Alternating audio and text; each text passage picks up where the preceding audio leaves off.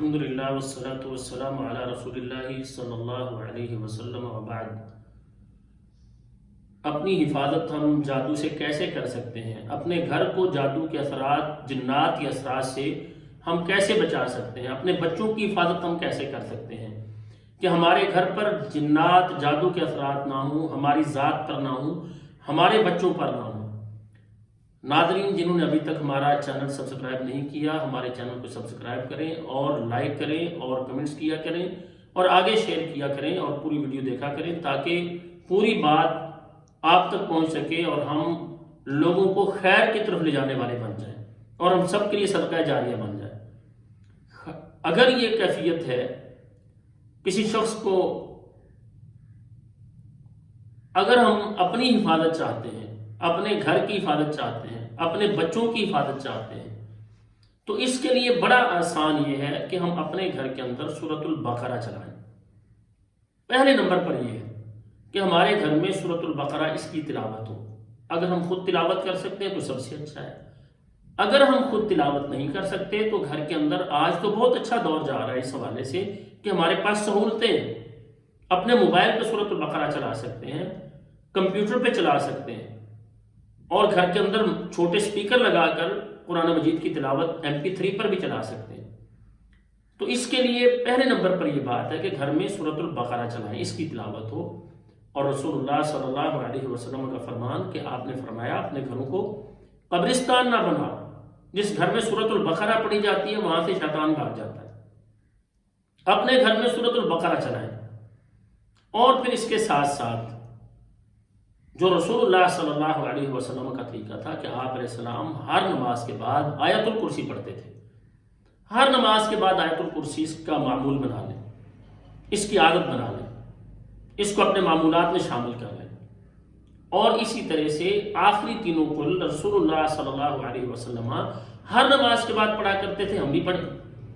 فجر کے بعد اور مغرب کے بعد تین مرتبہ رسول اللہ صلی اللہ علیہ وسلم آخری تینوں کل یہ پڑھا کرتے تھے۔ مغرب اور فجر اور مغرب کے بعد تین مرتبہ پڑھتے تھے۔ باقی نمازوں کے بعد آپ علیہ السلام ایک مرتبہ پڑھتے تھے۔ یہ کوئی مشکل نہیں ہے، تو یہ پڑھنا شروع کریں۔ اور اسی طرح سے جو گھر میں داخل ہونے اور نکلنے کی دعا ہے اس کا اہتمام کریں۔ ہم ان دعاؤں کو ہلکا سمجھتے ہیں۔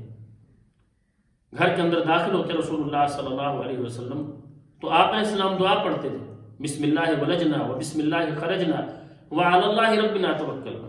گھر سے نکلتے تو اللہ کے پیغمبر علیہ السلام دعا پڑھ کے نکلتے تھے، بسم اللہ توکلت علی اللہ لا حول ولا قوۃ الا باللہ۔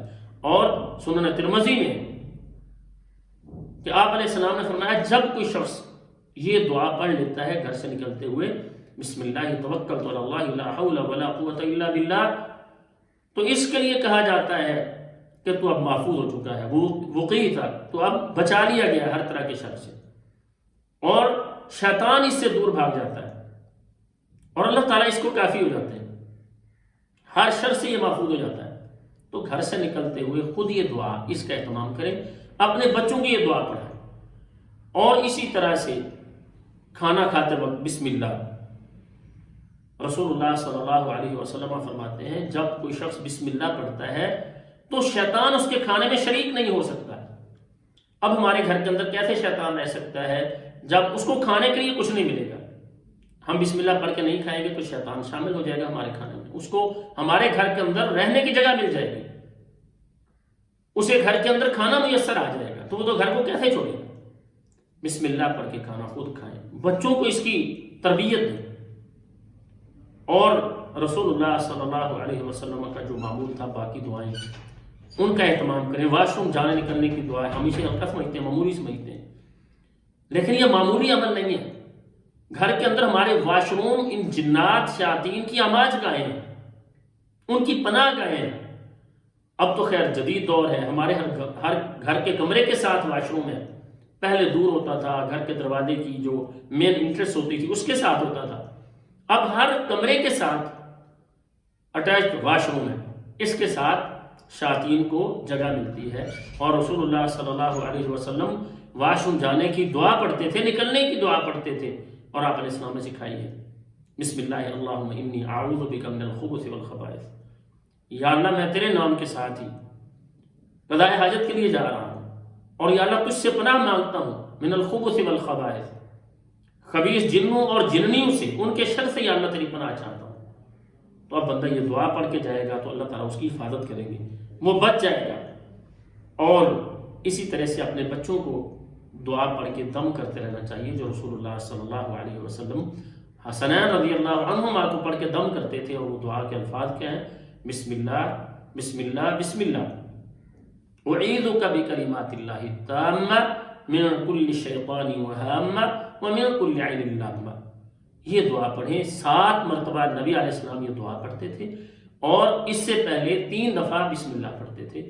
اللہ تعالیٰ سے دعا ہے اللہ تعالیٰ ہمیں ہر طرح کے فتنوں سے، ہر طرح کے شر سے، جادو کے شر سے، جنات کے شر سے، نظر و حسد کے شر سے ہمیں محفوظ فرمائیں۔ اللہ تعالیٰ ہمارے گھروں میں خیر اور برکت نازل فرمائیں۔ السلام علیکم ورحمۃ اللہ وبرکاتہ۔